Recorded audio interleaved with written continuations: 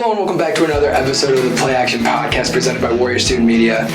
I'm TJ Haws, joined by my second incredible co-host, Caiden Bunting. First episode on. How you doing, man? Feeling fantastic. I'm excited. That's what I like to hear, bro. I'm so excited. We got this season of the Play Action Pod is going to be two separate hosts. We've got T. Hughes up a couple episodes, and then we got you, Caiden, up a couple episodes. So we're going to be talking about week 2. We got week 2 preview here today. We got our top 5 games that we want to go over, all the primetime games, as well as just a couple others we want to toss in there. So you want to let's just jump right in, right? We got the Chargers versus the Chiefs on Thursday Night Football. This could be a great game. It's going to be a real game. What do you got for a score prediction here? Okay, so I got to ask beforehand. Am I allowed to talk about betting, like the spread, or am I not? All right, hold on. Okay, that's a good question. Probably not. Well, we did it last year a little bit, okay, but we didn't say you should bet this. You should just say be like we don't encourage sports betting, but the spread, yada yada. We gotta emphasize that. All right, thank you. Sorry, so that was the one thing I was gonna ask. We're gonna cut back. We're gonna come back, and I'm gonna ask you again. All right, we're gonna just. All right. Okay. First game we got here is the Thursday Night Football game. We got the Chargers versus the Chiefs. This game could be really good. All right, what do you got for a score prediction here? All right, so I'm very excited for this game. Herbert versus Mahomes has got to be the biggest headline. Oh, of course. Two very well facilitated offenses. I like the Chargers a lot this season. The defense is looking great, but you can't deny the Chiefs. I got Chiefs 34, Chargers 31.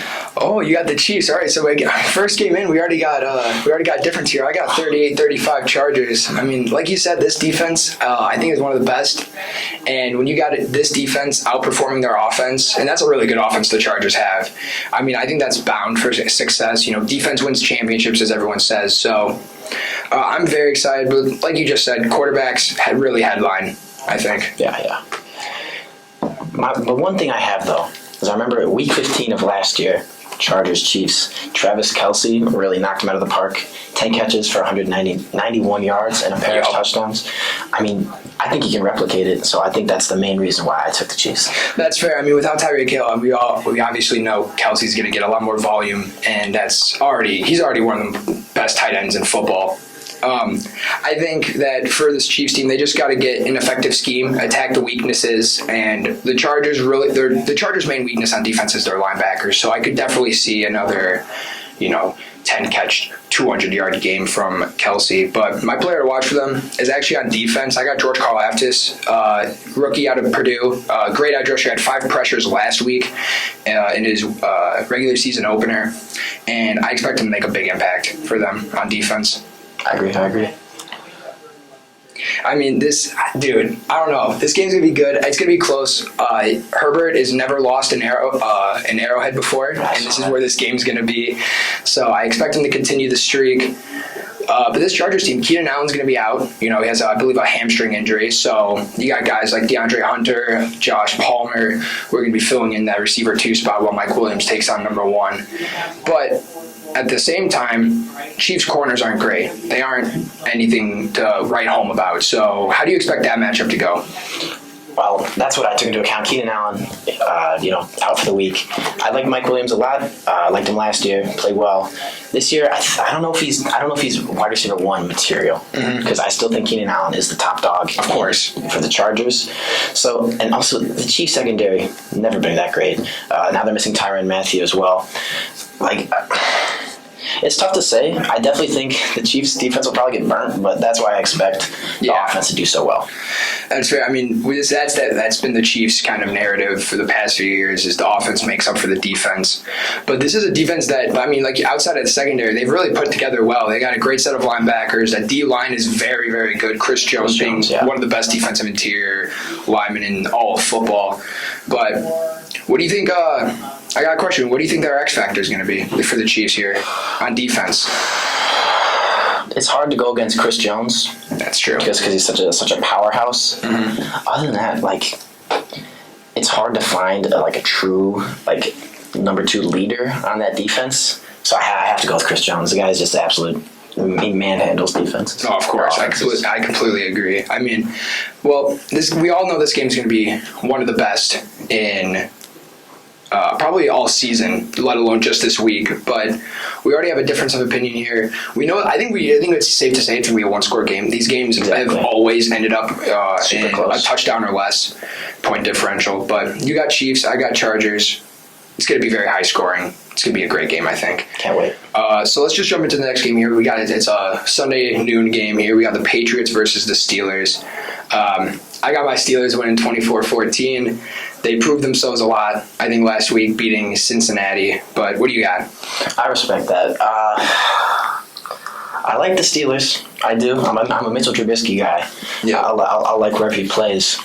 But I think I have to agree with you. The Steelers are. I think they can win it out. Like if Najee Harris continues to play, hopefully better than last week. He did all right. Yeah. But I think he can definitely attack the Patriots defense. I like the Patriots a lot as well. I like Mac Jones, but I just don't see them putting it together against the Steelers. I definitely agree. Mac Jones has been suffering with a back injury. I believe he was limited in practice yesterday with a back issue, and didn't play at all or didn't practice at all today being Thursday. Yeah. With an illness, so I don't know how prepared he'll be. And this is one of the top defenses, right? You got Minkah Fitzpatrick, who just won AFC Defensive Player of the Week, 14 tackles, a blocked kick, and a pick six. Great game. It doesn't get better than that, you know. Yeah. But with TJ Watt out 6 weeks, 6 to 8 with a torn pec, how do you think that defensive line for the Steelers is gonna really? How much of an impact do you think they'll make this week? A lot less than usual, I'd probably say. TJ Watt, great player. It's hard to say, really. I definitely think the Steelers can pull it out, but that their defensive line isn't going to do as well as they used to. Mm-hmm.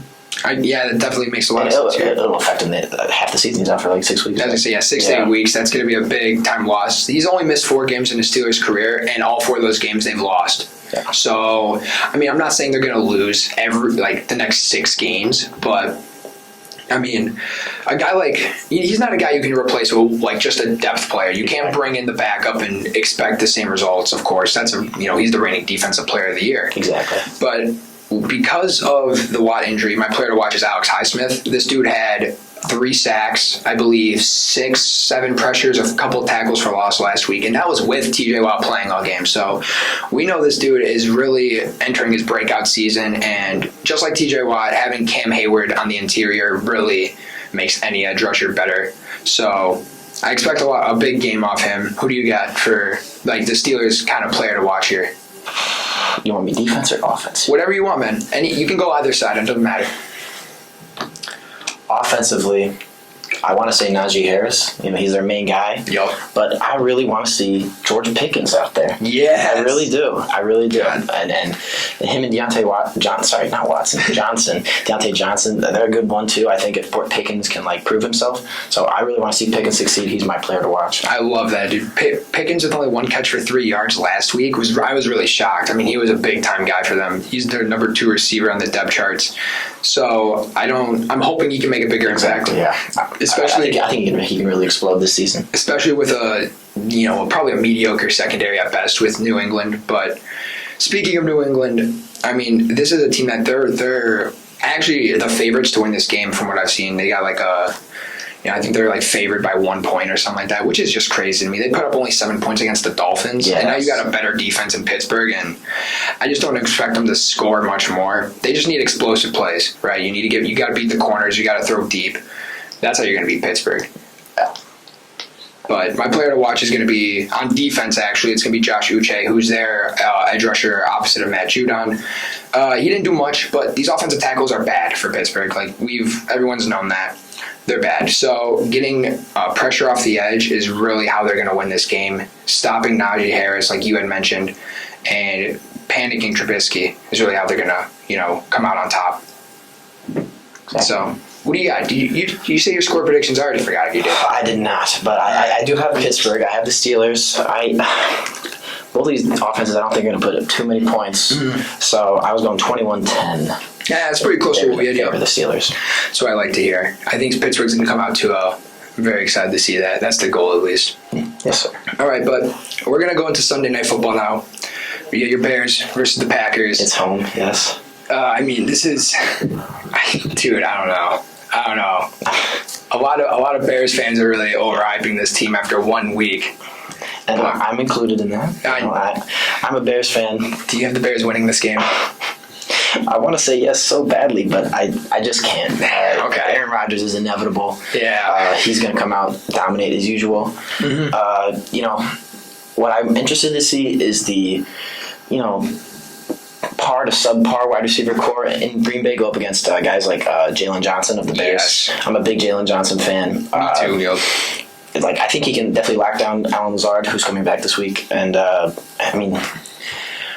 I think we're just going to get killed. I hate to say it, but... What do you got for a score then? If you said you're going to get killed. I didn't say... Maybe... I need to explain myself here. Right. I say they're going to get killed. It's not going to be terrible. I'm just going to have my hopes up way too high for the Bears.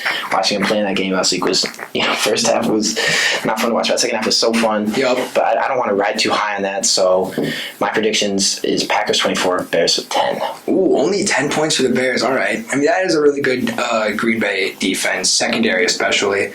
I got 31-14 Packers. I mean... It's really funny because a lot of teams are now saying the Packers suck by only putting up 7 on the Vikings. And then at the same time, like I already said, the Bears are being overhyped. And I think that completely flips after this week. I think Packers go and destroy them. But I really want to see how this receiving core for Chicago plays, actually. They utilize a lot of their guys. This was a receiving core that going into the season was expected to be bad, right? Mooney was there, obviously. Then you got guys like Equimania St. Brown, Dante Pettis, Felix Jones. Byron Pringle. Pringle, too. And I don't even think Mooney had a touchdown this game. No. So the fact that Equimania St. Brown and Dante Pettis were your 2 guys that scored touchdowns, where I think that shows that at least Luke Getsy knows how to scheme these guys open. Do you expect to see a similar game plan, or what do you see? What do you think? How do you think this offense is going to move? Well, after last week's game, I definitely don't think they're going to back down because I was watching a little clip after the game of Bears head coach Matt Eberflus, and he said, past Bears teams would have given up, they would have lost the aggression, but now they feel like they can fight for wins. I think they're not going to back down, is all I'm saying. So I think a lot of the same stuff. They're going to be looking for those big plays, and I just think they'll get shut down. Yeah, that's what I can definitely see that. My player to watch is Equimania St. Brown again. I mean, they used him a lot in the red zone. That dude's massive. I think he's like 6'4", 6'5". Big dude. I mean, he had a red zone touchdown last week, and I kind of expect him to be used the same way. Obviously, the secondary is a lot better than San Francisco's, but I think Getsy is kind of their. I mean, a coach being an X factor is kind of unusual, but I like the pick. Yeah, I was like, Getsy's he's going to be the one to scheme around this crazy good Packers defense. And I think it goes the other way. Like you said, it's a mediocre receiving core in Green Bay. I don't know how well they're going to play. I don't know. Rodgers probably got on them as he does every week, it feels like. So, do you expect any of these receivers to kind of pop out this week? As much as I hate to say it, I do think Alan Lazard can play well. Mm-hmm. I just think it'll be a fun matchup between him and Jalen Johnson. But I think Lazard is the guy to watch over there. I was going to say, anyone on Jalen Johnson's not doing anything. I don't think. I think Jalen Johnson's a top 10 corner. He's a great player. I think he's very underappreciated because he's on the Bears. I think that's kind of a narrative that goes around with the Bears. Those guys aren't nearly as hyped because. I'm sorry to say it, but the Bears aren't that good. They're not really good often. So, I think it's going to be competitive early on. I think it's going to be a first half where they keep it close. Maybe the Bears even go up at the half. And then I think the second half is when Aaron Rodgers clicks and the Packers just kind of take the game away from them. As it usually does. Yeah, I was going to say, in Bears versus Packers fashion, give the Bears some hope and then shut it down in the second half. But I don't know, man. I expect a big game out of Fields. I expect a big game out of Rodgers. I think this is going to be a surprising quarterback battle, but it's not going to end up good for the Bears. Rodgers is better, so it's definitely won't. He's levels above, honestly. Yep, completely agree. I mean, so we both got Packers there. Yes, sir. I wouldn't say blowout win, but a pretty marginal victory, kind of bringing them back on, the winning that they tend to do. Yeah. Now we got 2 Monday Night Football games, so we're going to go over both. First is Titans versus Bills. What do you got? I want to hear your thoughts first. So Bills 9.5 point favorites. Now, Bills look fantastic this season. I'm a big Josh Allen fan. I keep saying I'm a big fan. I just like players. I get it. It's hard to hate on players. I'm the same way. Exactly. Yeah, so Bills are looking fantastic. Stephon Diggs looking great. Gabriel Davis looking great. But the thing is that the Titans have won the last 2 matchups between the Bills. And it seems like somehow, some way, the Titans always show up in these big primetime games. Don't get your hopes up about my prediction, though. Yeah, don't worry. Derrick Henry looked all right last week. AJ Brown, he looked really good though for the Titans. But I think that Bills pass rush is just like inevitable. They're gonna come after Tannehill all day, and the Titans really struggled against the Giants last week. So that's why my score prediction is kind of a blowout. Bills 31, Titans 10. All right, I know it's going to take some getting used to, but AJ Brown's on the Eagles now. Oh, no! No, it's fine.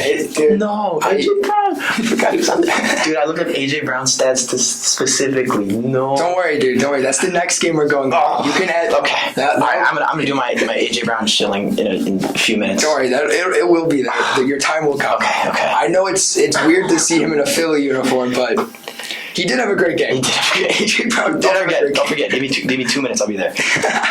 But no, I mean, I've got a blowout as well. I got 35-10 Bills. Yeah. Dude, this Bills team went into LA last week on the first game of the entire season and just manhandled the Super Bowl champion Rams.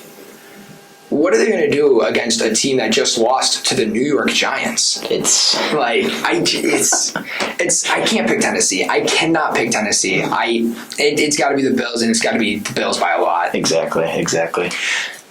I mean, dude, I don't know, man. It's like it's really throwing me off because, dude, I don't know how good Tennessee's going to play. Tennessee, I don't think. They played solid for the most part, but they just could not stop Saquon. Yeah. So, I don't know. And with a kind of average rushing attack that the Bills have, the Titans just need to stop them through the air. You gotta not even put a ton of pressure on Allen per se, but just stop guys like Stephon Diggs and Gabriel Davis from getting open as much as they were against even Jalen Ramsey, who got bullied last week. But I think the Titans are going to struggle there. Second-year cornerback Elijah Molden is out with a groin injury. Yep. And he was really showing up for the Titans, and I think they're going to really miss him out there. So the Bills are going to take advantage of that. Of course, yeah. I mean, I think that kind of goes right in hand with, I think the Bills need to spread the ball around. Like you just said, I mean, Elijah Molden's out. That secondary gets kind of weaker and weaker, it feels, as it goes on. A lot of very young talent. Guys that are still developing and getting their place in the league. So I think the Bills will definitely take advantage of that, spread the ball around to a bunch of different receivers, just like they did last week. And on defense, just force Tannehill to suck. I mean, Tannehill's not good under pressure. He's not. He threw 3 picks in the playoffs last year. Sorry. I don't know, dude. This Tennessee team feels hopeless to me. Yeah. I don't think they're going to be good this year. Let alone this week. This week is going to be bad. I see a lot of people predicting the fall off of Derrick Henry. I think he's not going to be able to replicate the season he had last year. Also, he came back with that injury. I mean, from last season, I just don't expect huge things out of him again.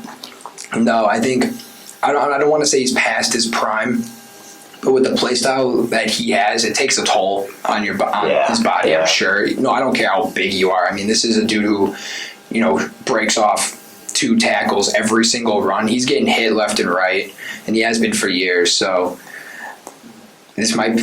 Do you think this is the start of his downfall? I really don't want to say it. I really don't. I like him. I mean, but injuries and the amount of hits he takes a game, it's definitely weighing on him, and it's going to continue to weigh on him the way the Titans play. Yeah, especially on top of that injury, makes me nervous. But I don't know, man. It's going to be a blowout. Yeah. I don't know what Tennessee can do, really. Honestly. I think it just needs to be. Kind of goes hand in hand with saying Derrick Henry's kind of trending downwards. They just need to kind of get a balanced offense, a mix of both pass and run. And Bills' corners looked really good last week. Yeah. So even without Tre'Davious White. Exactly. It was an ACL or was it Achilles? Yeah. Okay, ACL. Yeah. So I don't know. I don't want to just write the Titans off and just say they're terrible, but I'm gonna write the Titans off and say they're terrible because I don't see the future. Exactly. I didn't see it last year and they got first in the AFC, so this could come back and bite me. But I just don't see a good season for them. Exactly. And this is gonna be the first. I think last week was the indicator, and this is gonna be the insurance policy pretty much. They're gonna get blown out. So you and me both got blowouts for the Bills going up 2-0 on the regular season. Yes, sir. And now lastly, we got our second Monday Night Football game. And I think this is going to be. This also could be a big game. We're starting off the week with Chargers Chiefs. A big game, and I think we're ending the week with a really good one too. And Vikings versus Eagles. I got close game 31-28 Vikings. What do you got? Is that what believe it or not, 31-28. Oh, Eagles. I have Eagles. 31-28. All right. What do you know what? I'm just going to go out right ahead and ask, how do you think this Eagles offense is going to do? What do you like about them? Guys, I'm very excited about A.J. Brown.